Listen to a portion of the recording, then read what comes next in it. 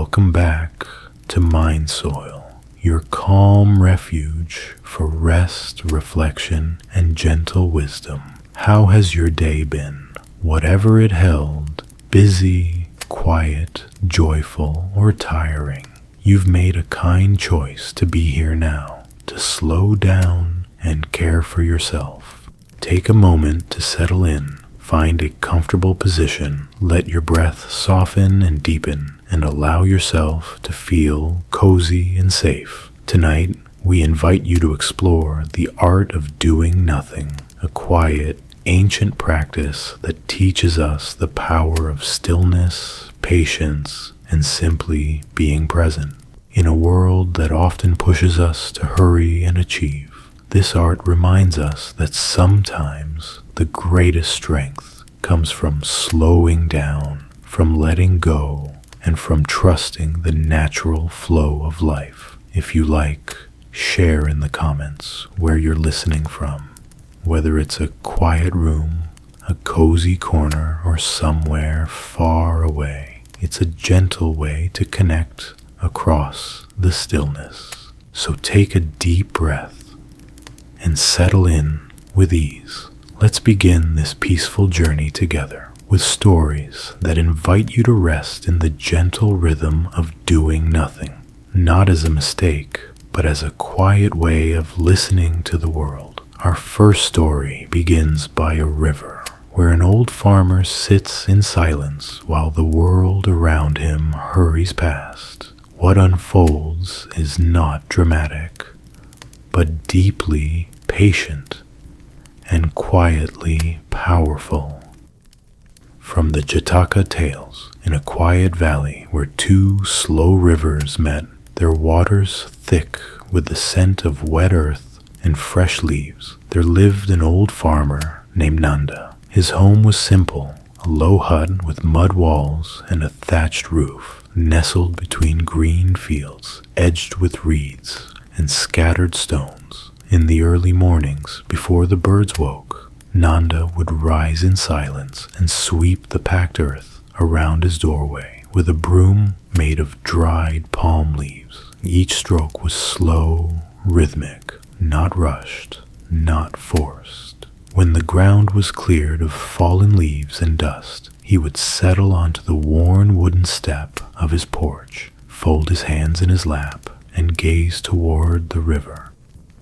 The river never stopped moving, a soft, constant motion that seemed to hum a secret song. Nanda listened, not with effort, but with the still patience of someone who had learned that most things in life do not come when you chase them. He had not always lived this way. Long ago, Nanda had been a grain merchant. He owned a busy shop in the town center, where ox carts clattered past and voices shouted prices under the hot sun. He had known the thrill of profit, the anxiety of competition, the pride of being the first to rise and the last to sleep.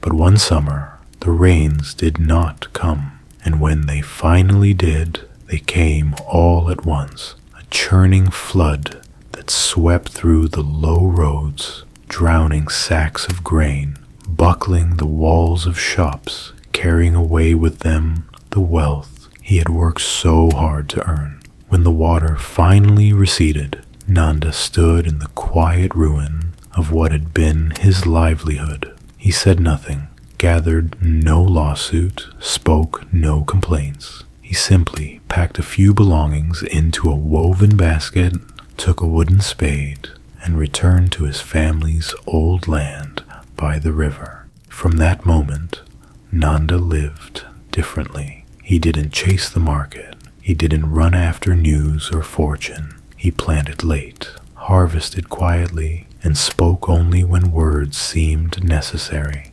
The villagers whispered. They said his seeds were too few, that he worked too little, that he prayed more than he plowed. Some called him lazy, others said he had gone soft in the head. Children giggled as they passed him sitting by the river, still as a heron among the reeds.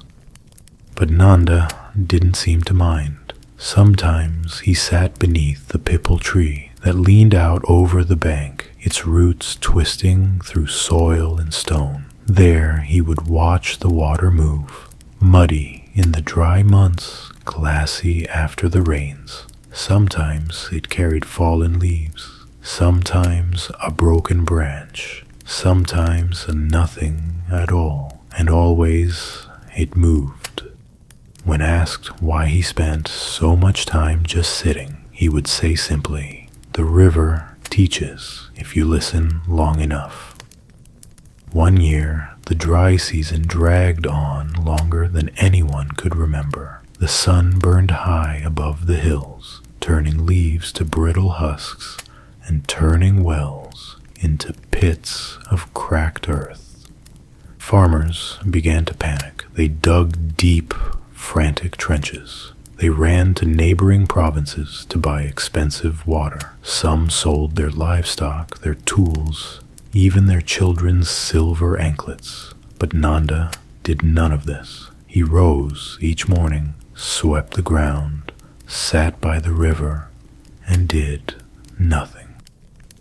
He listened to the shift of insects, to the tilt of the wind, to the way the birds flew lower, their wings brushing the tops of dry grass. Many thought he had given up, that he had surrendered his fields to fate.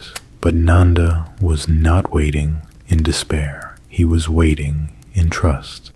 And then, one evening, as the sky flushed pale red and the sun dipped behind the hills, the rains came. Not everywhere, only in one narrow bend of the valley, the bend where Nanda's fields curved gently toward the river.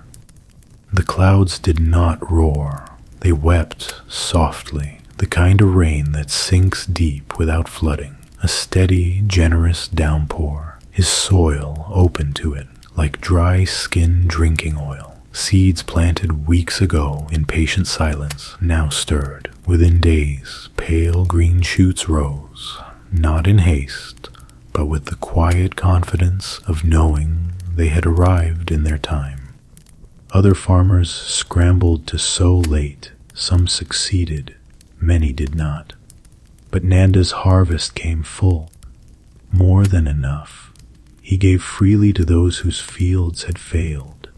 And when asked how he knew to wait, he only smiled.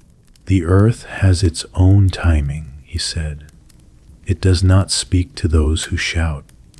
When the season ended, he returned again to his place by the river, watching as the last of the rainwater drifted slowly downstream. He said no words of triumph, no "I told you so," only sat and listened. There is a kind of patience that is not anxious waiting, not passive helplessness, but a quiet trust in what cannot be forced. This is not laziness. It is wisdom. It is the art of doing nothing, and in doing so, doing only what is needed. So imagine Nanda now, sitting still beneath the pipal tree, his hands resting gently in his lap, his breath slow, the scent of damp earth and growing things all around him. The hush of the river, neither loud nor silent, just steady, just enough. Let your own breath match its rhythm. Let your body soften. Let your thoughts float like leaves on water, because sometimes not moving is the wisest move of all. Next, we journey far from the valley and into the open sea, where a prince faces the end of his strength and discovers that surrender, not struggle, is what keeps him afloat. From the Mahājanaka Jataka story number 539. Long ago, in the eastern kingdom of Mithila, there lived a prince named Mahājanaka. He was clever, learned, and strong, the kind of man others called destined for greatness. But greatness, as it often does, arrived through suffering. When Mahājanaka was just a child, his father, the king, was betrayed and killed in a palace coup. The royal line shattered, the court fell into disarray, and the young prince, spirited away by loyalists, grew up in quiet exile, far from the silk and sound of royal life. He spent his early years studying scriptures, listening to monks speak of impermanence, of clinging, and of letting go. But deep within him, a seed of longing remained, not for vengeance, but for restoration, to return one day and reclaim the kingdom with wisdom, not wrath. So when he reached manhood, he set out on a journey to rebuild what had been lost. But this journey did not lead first to a throne, or to a court, or even to the gates of his childhood home. It led to the sea. Mahājanaka boarded a merchant ship bound for Suvarnabhumi, a land rich with gold and trade. There he would build his wealth honestly and return with enough to win back the hearts of the people, not through war, but generosity. The ship was large, its hull packed tight with goods, and its sails broad enough to catch even the faintest wind. But midway through the voyage, deep in the heart of the ocean, the ship met disaster. A hidden reef tore through the bottom like paper. Timbers cracked, cargo shifted, and in a matter of minutes, the sea swallowed half the vessel. Sailors leapt into the water, clinging to floating barrels, to driftwood, to each other. Prince Mahājanaka watched the chaos, then quietly stepped overboard. He knew how to swim, and so he did, not toward any direction, for there was no land in sight, just endless water in every direction.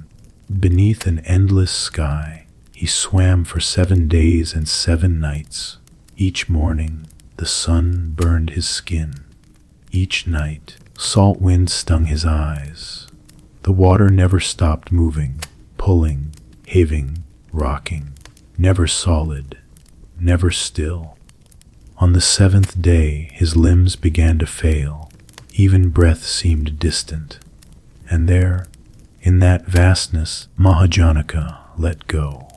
Not in despair, not in defeat, but in full awareness that his strength had reached its end. He stopped swimming, stopped striving, and simply floated. It was in that moment, that precise moment of surrender, that a presence arrived. She was not human. She was a goddess of the sea, drawn not by strength, but by stillness, by his clarity, not his panic, by his acceptance, not his resistance, moved by his calm resolve. She lifted him gently from the water, wrapped him in a golden shawl, and carried him to safety. In time, Mahājanaka reached Mithila, and through a quiet series of events, a test of wisdom in the royal gardens, a recognition by the people, and the king's daughter offering her hand, he became ruler once again. But that's not the most important part of the story. What mattered most was not that he returned to power, but how he had crossed the sea, not through force, not through struggle, but through surrender. Years later, he would still speak of that moment. In the water, he would tell others that wisdom begins not when we are full of effort, but when we are empty of resistance, when we no longer ask the sea to calm, but allow ourselves to float. Tonight, perhaps, there is something in your own life that you've been paddling against. Some current too wide to swim, some wave that will not yield. What if, just for this night, you let go? not as failure, but as faith. Let your breath become gentle, like water lapping at the shore. Let your thoughts rise and fall without judgment, and imagine yourself, like Mahājanaka, held not by your effort, but by the vast stillness beneath it. Next, we travel inland to a dusty village where a potter finds that trust, not force, is what holds things together, even clay, even life, even sleep. A Theravada village tale passed down in the monastic oral tradition. In a village nestled between two low hills, where narrow footpaths curved between bamboo fences and rice fields, there lived an old potter named Tissa. His hands were shaped by clay, knotted from decades of kneading, turning, coaxing wet earth into bowls and jars and pitchers. He lived in a modest hut with a sloped tile roof, a slow burning kiln in the back, and a shed where earthenware cooled beneath banana leaves. People said his pottery was different. It did not crack as easily in the heat. It did not shatter if dropped on packed earth, and somehow it always felt warm to the touch, as though the fire never left it. One afternoon, a young monk visited the village. He was on alms round, his robes dusty from travel, a small metal bowl tucked into the crook of one arm. When he reached Tissa's home, the old potter was crouched by the kiln, feeding it slivers of dry wood. He looked up, nodded, and invited the monk to sit beneath the shade of the jackfruit tree. After offering him some rice and curry, the monk stayed and watched. Tissa moved slowly, not because he was tired, but because he saw no reason to rush. He prepared clay as if preparing tea, with care, with stillness, with no need to finish. The monk, though young, had a restless mind. He had read many suttas, memorized long verses, and recited the Buddha's teachings with precision. But something about Tissa unsettled him, a calmness without effort, a confidence without display. At last the monk asked, "Venerable Sir, may I ask you something?" Tissa looked up, smiling faintly. "I am not a monk," he said. "You needn't call me venerable." "Still," the monk said, "you seem to understand something I do not. Your bowls, why do they not break like the others? Is it a secret in the clay, a trick in the kiln?" Tissa paused. He reached behind him and brought out a small clay bowl, simple, smooth, its color like the belly of a sparrow. He handed it to the monk. "Throw it," he said. The monk blinked. "Throw it, yes, onto the ground." The monk hesitated, then gently tossed the bowl onto the packed dirt. It landed with a soft thud, no crack, no chip. He looked up. "Again," said Tissa. This time the monk threw it harder. The bowl bounced once, rolled, and came to rest near the jackfruit roots. Still whole. Finally, Tissa stood, walked over, and picked it up. He turned it over in his hands and spoke. "I do nothing to make them strong. I only shape the clay gently and stop when it tells me to stop. I fire it just long enough, not too much, and then I leave it to rest. I don't rush the drying. I don't stir the kiln once it's burning." He looked at the monk. Clay does not like to be forced. It remembers every rough touch. It keeps tension hidden until one small knock makes it shatter. He set the bowl down between them. Sometimes, doing nothing extra, is the very thing that makes something last. The monk sat quietly, watching the wind rustle the leaves above them. Somewhere in the distance, a crow called out once, then fell silent. He realized that in his study, in his eagerness to reach understanding, he had often pushed himself too hard, expected insight to come like a flash, all at once, in a rush. But perhaps wisdom, like clay, needed time, stillness, a gentle hand. When he rose to leave, Tissa handed him the same bowl.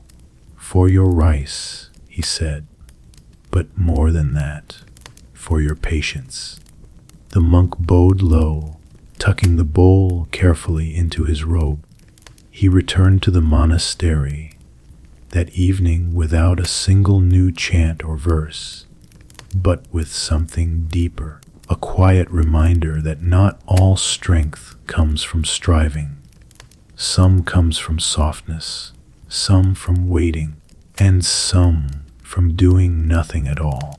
And now, perhaps you can feel that stillness within yourself, like the curve of a clay bowl resting gently in your hands. No need to press, no need to fix, just breathing and being and softening. Soon we'll journey into our next story, where a young monk learns that awakening cannot be rushed, no matter how deeply he desires it. He must first sit and simply wait under a mango tree. From the Dhammapada commentary, retold with adaptations, in the time of the Buddha, not far from the great monastery of Jetavana, there lived a young monk named Sona. He was diligent, bright-eyed, and disciplined. Each morning, he rose before the bell, washed with cold water from the basin, and swept the meditation hall before most had even stirred from their mats. He practiced walking meditation with exacting care. His steps were measured, his gaze lowered, his breathing steady, and yet, in his heart, there was a silent strain, a question that returned again and again like footsteps on a worn path. Why have I not awakened yet? He had memorized teachings, sat in stillness for hours, fasted when others ate, slept less than the rest, and still no clarity, no vision, no release from the low hum of striving. One afternoon, weary from effort, Sona approached the Buddha, who was seated beneath a broad mango tree, its shade cool and generous. The Buddha looked up and greeted him with kindness. Sona knelt before him and said, "Blessed One, I try with all my might. I strain every sinew in practice, but the peace you speak of still eludes me. What more must I do?" The Buddha did not answer immediately. Instead, he pointed to a lute, a simple stringed instrument that lay beside a passing musician. "Tell me, Sona," he said, "if the strings of that lute are stretched too tightly, will it make a beautiful sound?" "No, blessed one," said Sona. "The strings would snap, or the notes would be shrill. And if the strings are too loose, the notes will be flat, without music." The Buddha nodded. "Just so, Sona. Your effort is noble, but it is too tight, strained, stretched beyond balance. There is no space for awakening to breathe." He gestured to the tree above them, its long branches heavy with ripe mangoes, some fallen gently to the grass. "See how the tree bears fruit, not by force, not by rushing, but by following its own season. Your practice must be the same, firm but gentle, intentional but without craving." Sona sat quietly, his eyes softening, his breath easing for the first time in many days. He looked up through the shifting leaves and noticed the sunlight flickering through them, not with urgency, but with a kind of quiet playfulness. He had seen this light every day, but never without the lens of pressure, of expectation. That evening he returned to the monastery. He slept deeply, rose without effort, and walked slowly to the grove where he had once strained his steps into forced precision.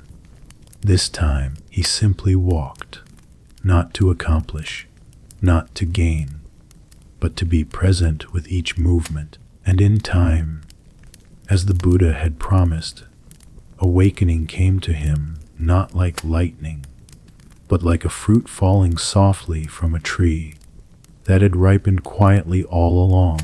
He had seen this light every day, but never without the lens of pressure, of expectation. Perhaps tonight your own thoughts may feel like the young monks, earnest, restless, reaching for clarity. But for now, there is nothing more to reach for, no lesson to grasp, no answer to demand. Only this moment, only the shade of the tree and the sound of the wind through its branches. Let that be enough, and when you're ready, we'll leave the grove behind and visit another quiet place, where a grandmother with cloudy eyes and quiet breath teaches that seeing clearly does not always require sight. A village parable from the Theravada oral tradition. In a small village surrounded by sugar palms and tamarind trees, there lived an old woman known to everyone simply as Grandmother. She had no surviving family, no land to her name, and her eyes had long since clouded over, turning the world into soft shadows and vague outlines. She lived in a raised wooden hut at the edge of the village, where vines curled around the posts, and chickens often wandered under the floorboards. Though she could no longer see, Grandmother never stumbled. Her feet moved with memory, tracing the familiar pattern of her home with quiet grace. Each morning she would rise before dawn and sweep the bamboo floor with a short, handled broom. Her movements were slow but precise. She brewed tea over a clay stove, by touch alone, measuring the water by sound, the tea leaves by scent, and the fire by the feel of its warmth on her face. Children in the village were drawn to her, not out of pity, but because her house felt calm, unhurried, unbothered by time. They would come in the afternoons and sit by her feet while she told stories from her youth, of rice harvests and monsoons, of lost festivals and long-lost songs. One day, a visitor arrived in the village, a young man, a wandering lay practitioner who had traveled from monastery to monastery, seeking wisdom in all its forms. He heard of Grandmother and came to meet her, curious about the blind woman who lived alone and smiled at the wind. He greeted her politely, and she invited him in with a gentle nod. After they had shared tea, he asked, "Grandmother, may I ask something strange?" She tilted her head, amused. "Try me." He hesitated. "They say you can no longer see, but they also say you know things before they happen. How can this be?" She chuckled softly, the sound like leaves brushing against a paper lantern. "Ah," she said, "you are one of those who looks too hard." She reached behind her, retrieved a small clay pot, and held it out to him. "Here," she said, "take this outside. Place it where the moonlight falls, and wait." The young man, puzzled, obeyed.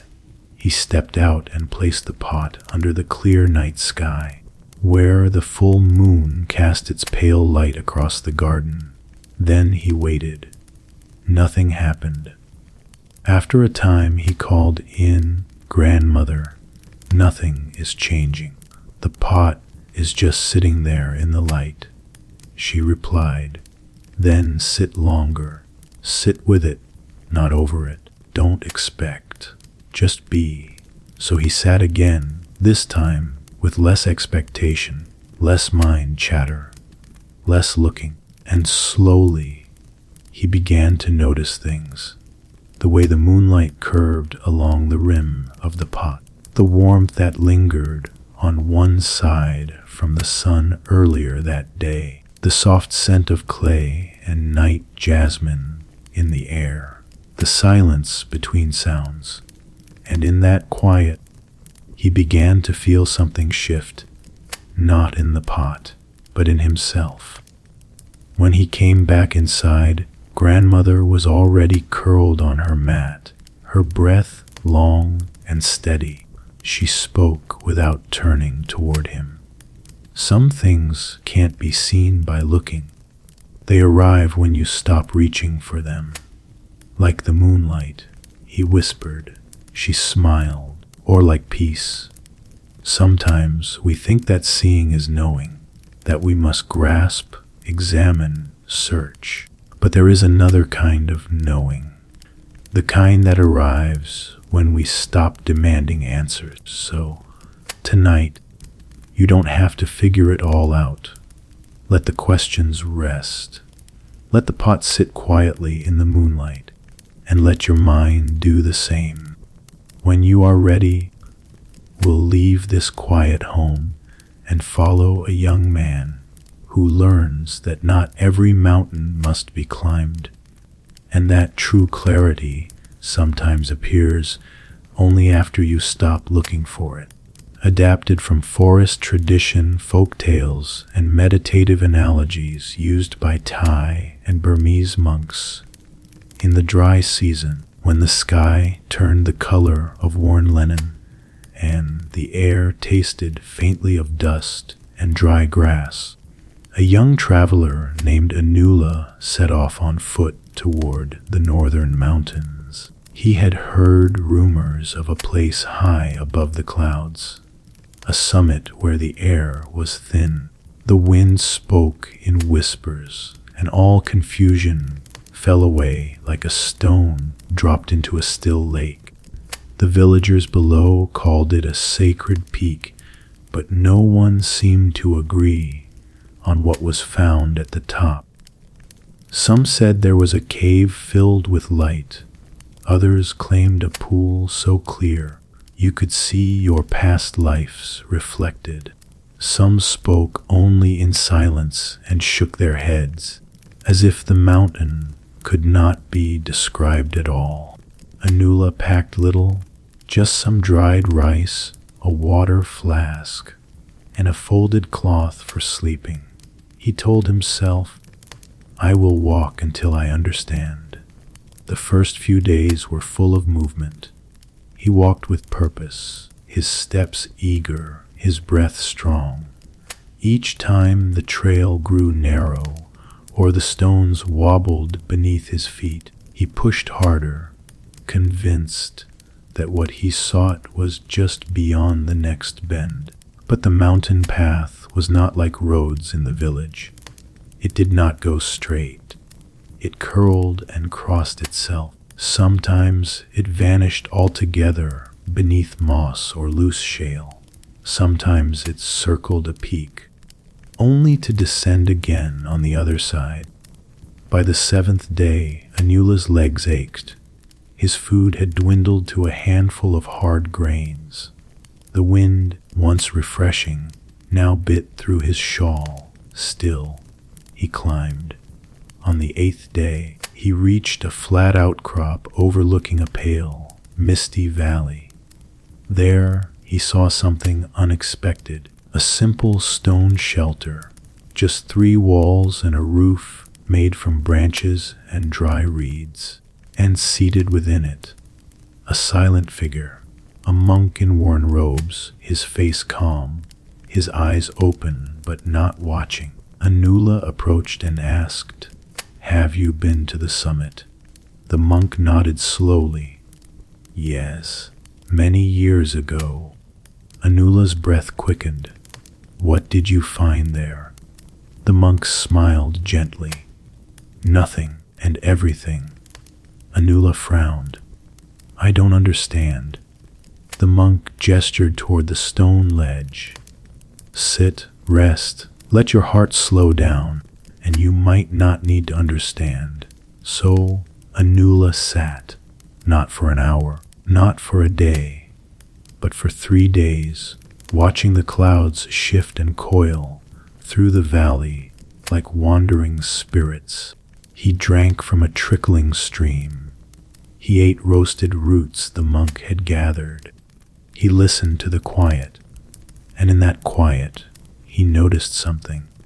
The peak, the one he had longed to reach, was always shrouded in mist, no matter the hour, no matter the light. And slowly, a strange kind of ease began to settle in him. He no longer felt the urge to climb further. The summit, he realized, was not a place to arrive. It was a story he had brought with him, a desire that had disguised itself as a destination. When he finally rose to leave, the monk offered him no guidance, no blessing, no map. Only a single sentence: sometimes turning back is not giving up. It is finally seeing where you are.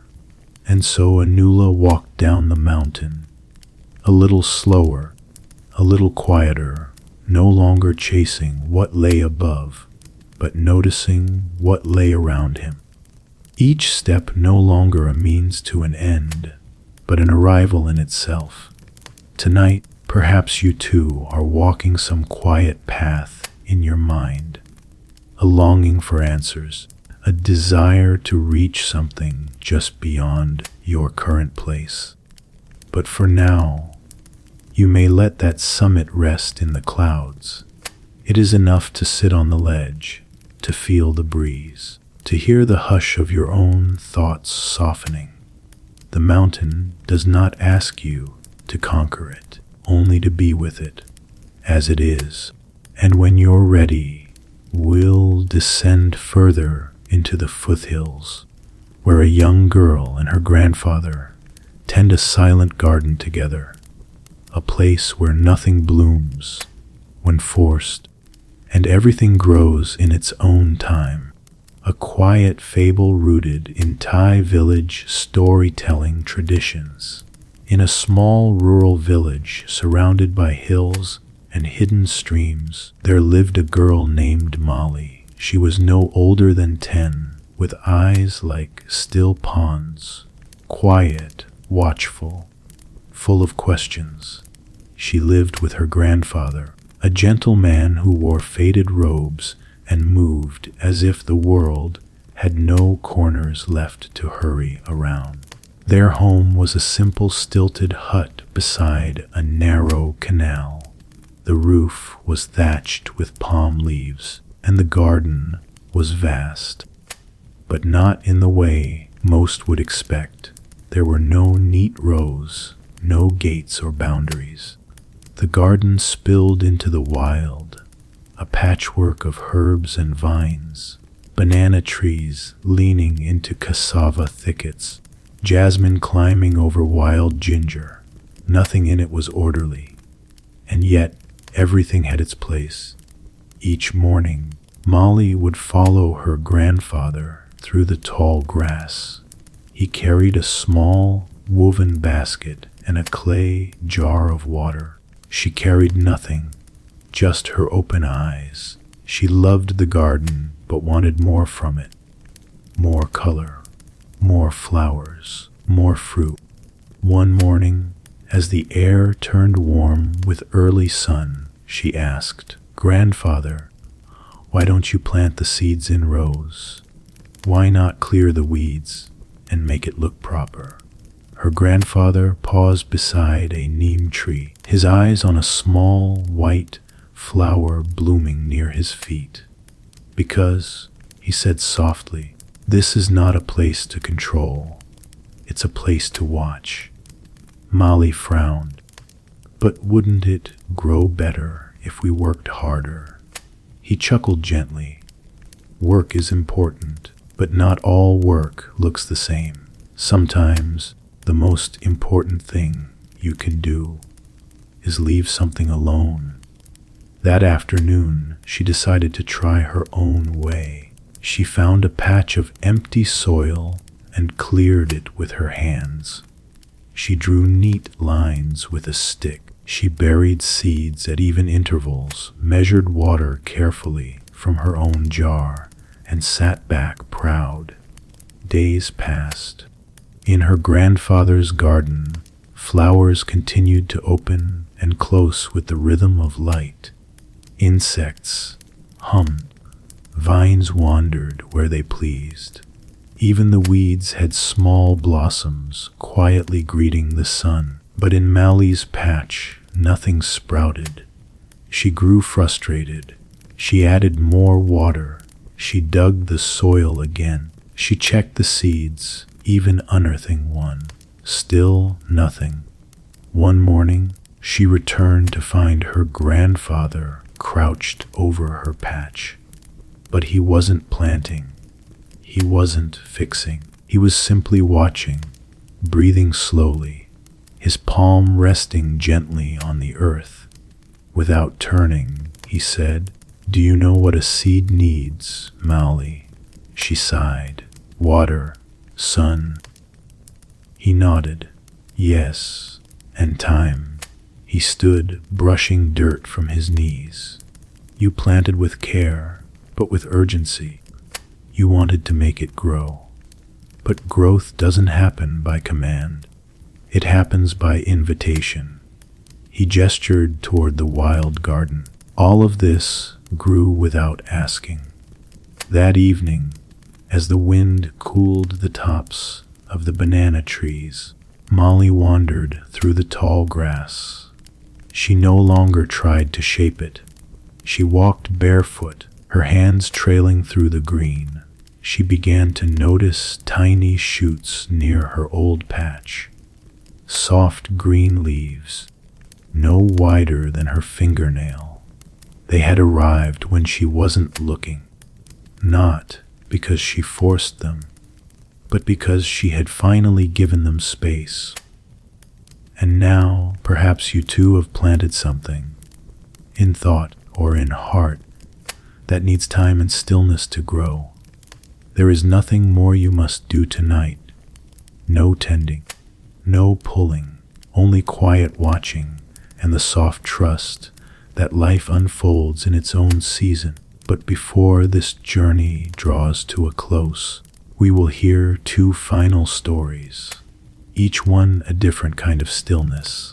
Next, we'll walk beside an old monk and a falling leaf and learn how, sometimes, doing nothing at all is how we finally let go. A meditation tale adapted from forest monastery traditions. There was once a forest monastery in the northern hills, far from any town, where the air was cool, even in the summer, and silence lingered like mist in the early mornings. In this monastery lived an old monk named Suman. No one knew how long he had been there. Long enough for the stone steps to remember his feet, long enough for the trees to lean slightly toward his path, as if bowing in recognition. He rarely spoke, except to offer simple answers when asked. Most days, he swept leaves from the path between the shrine and the meditation hall, not hurriedly, not as a chore, but slowly, each stroke of the broom like a breath. Younger monks admired him, but they also puzzled over his stillness. "Why does he sit for so long under that tree?" They whispered, "He does nothing all day." But one novice, a quiet boy named Vimala, was drawn to the old monk's presence. He would sometimes follow him at a distance, watching the way he tended to the world as if it needed no fixing. One morning, after alms were taken and bowls rinsed clean, Vimala approached him. "Banti," he said softly, "I want to understand how to let go, like you." The old monk smiled, his face deeply lined, but his eyes as gentle as a still lake. He said nothing, only pointed to the tree above them. A Bodhi tree, its branches wide, its leaves long and heart-shaped, fluttering lightly in the breeze. "Watch," Therasuman said, and so Vimala watched. For a long time, nothing happened, just the soft shiver of the tree in the wind. Then, as a breeze passed through, one dry leaf loosened its grip. It fluttered in slow circles, caught briefly by the air, and drifted downward, gently, without resistance, to the earth. Vimala looked at the leaf, then back at the old monk. "That's it?" he asked. The monk nodded. "Letting go is not something you do. It is something that happens when the time comes and you stop clinging." He picked up the leaf, turning it gently between his fingers. This leaf held on when it was green and full. It did not resist the sunlight, nor the rain, nor the wind. And when the time came, it simply released. He handed the leaf to Vimala. "Don't pull things from your heart too early, child. They will fall on their own when you are ready." From that day forward, Vimala stopped straining to release his burdens. He no longer forced himself to forget old wounds or chase after detachment. He simply sat and breathed and waited, and one by one the leaves of clinging began to fall. Letting go in its deepest form is not an act of effort, but of readiness. It does not shout. It does not tear. It does not demand. It is quiet, like a dry leaf drifting down into the open hand of the earth. And now, as we come to the final story in this journey, we will return to the village paths, to a story told near cooking fires and temple walls, a final reminder that the most profound peace is often found in doing nothing at all. Adapted from Burmese and Sri Lankan temple tales, in a quiet village at the edge of the forest, there lived a man named Pala. He was not known for his ambition, nor for his skills in farming or trade. He was known for something far simpler. He slept, often and deeply. When others rose at dawn to sweep temple paths, Pala stayed curled on his mat, his breath soft and steady. When village drums rang out, he dozed in the shade of the gava tree, a gentle snore blending with the hum of bees. Each year, when the village festival arrived, with its lines of lanterns, saffron robes, and chanting under moonlight, Pala participated in the smallest of ways. Perhaps he'd hang a crooked lamp or offer a mango to the shrine, but mostly he watched and rested. One year, he rested more than usual. While the villagers prepared for the 3-day celebration, hauling bamboo poles, folding rice sweets, chanting under fig trees, singing late into the night, Pala slipped into his hut and simply slept. He slept through the flickering candle processions. He slept through the offerings of flowers and the ringing of bells. He He slept through the long recitations that carried through the night air like waves. When the festival ended and the petals had withered beneath the Bodhi tree, Pala emerged, yawning, barefoot, his hair slightly flattened from days of sleep. The children laughed. "You missed it all. You slept through the whole festival. Didn't your ears ring from the drums?" But Pala only smiled, not embarrassed, not defensive, just a quiet smile, like someone who had heard a different kind of music.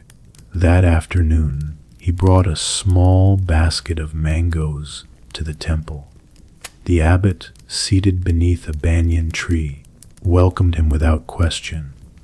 Pala bowed and said, "Bante, I did not come to the festival this year, but I feel lighter than I have in a long time." The old monk tilted his head. Sometimes the deepest reverence is not found in the ritual, but in the stillness between it.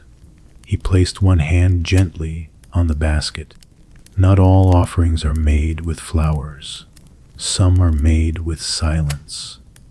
That evening, Pala returned to his spot under the guava tree, the sun casting long gold lines through the leaves.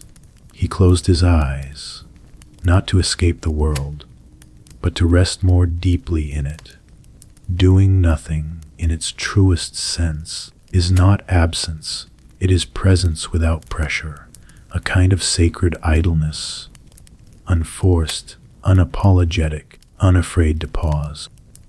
And sometimes, a quiet breath in the middle of celebration is itself a form of celebration. But before we truly rest, there is one last story to hear, a story passed down in whispered tones along temple corridors, of a boy, a bell, and the sound that taught him the stillness beneath all sound. Inspired by Zen and Theravada temple stories from Southeast Asia, in a mountain village where mist hovered low in the mornings and narrow paths twisted through tea fields and quiet stones, there lived a boy named Kima. He was not a monk, not yet, but he lived at the monastery with the others, a novice in training, with robes slightly too long and a tendency to fidget when things grew too quiet. Each day began with the bell. It was large, suspended beneath a wooden roof, dark bronze, with the gentle green of moss forming along its base. It did not ring often, only at dawn and again at dusk, once in the morning, once in the evening, like a breath at the beginning and end of the day. Kema was given a simple task: to sit near the bell before it rang. He was not to strike it, only to be present, to sit quietly, to listen when the monk approached and sounded it with the wooden beam, and to listen to how long the sound remained. At first, he found it boring. He counted ants. He picked at threads in his robe. He waited for the bell to chime, then rushed off as soon as it faded. But one evening, after a long day of sweeping and chanting, the monk who usually rang the bell arrived late. Kema was already seated, legs tucked beneath him, the fading warmth of the day still resting on the stone beneath him. The monk nodded in greeting, lifted the beam, and struck the bell. The sound was deep and round, a wave that seemed to rise from the earth itself. Kima watched it ripple through the air, watched the birds still in the trees, watched the wind shift in the leaves. But something strange happened. Even after the echo had vanished, he could still feel it. A soft vibration in the chest, a humming beneath the skin, not loud, but present, He closed his eyes, and he kept listening. Long after the others had moved on, he sat there. The bell had long gone quiet, but Kima had found something else.